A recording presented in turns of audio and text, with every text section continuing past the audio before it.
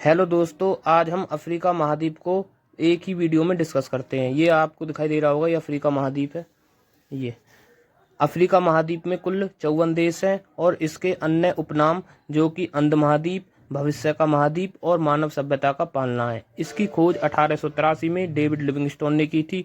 Africa महाद्वीप ही एक ऐसा महाद्वीप है जिससे होकर ये जो आपको दिखाई दे रही होगी ये रेखा, ये कर्क रेखा है और ये जो आप ये जा रही है ये भूमध्य रेखा है और ये मकर रेखा है। अफ्रीका महाद्वीप से होकर ही कर्क रेखा, भूमध्य रेखा और मकर रेखा तीनों रेखाएं ही गुजरती हैं। अब अफ्रीका के पर्वत डिस्कस करते हैं।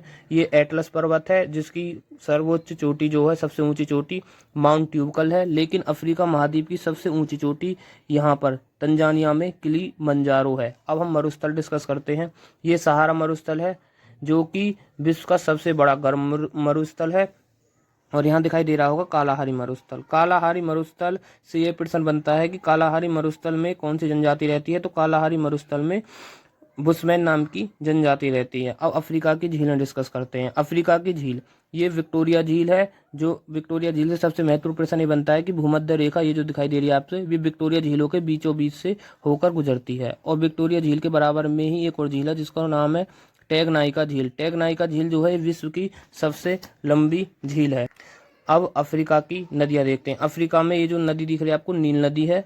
ये विश्व की सबसे लंबी नदी है।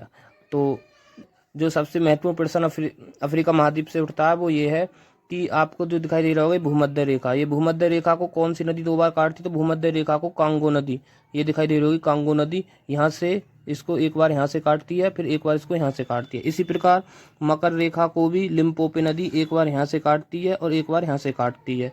ये अफ्रीका की महत्वपूर्ण नदियाँ हो गई। और अफ्रीका में ये साउथ अफ्रीका है, ये जो सबसे नीचे है, इसमें एक घास का मैदान है जिसको वेल्ड्स कहते हैं। वेल्ड्स ये एक शीतोष्ण घास का मैदान है। धन्यवाद।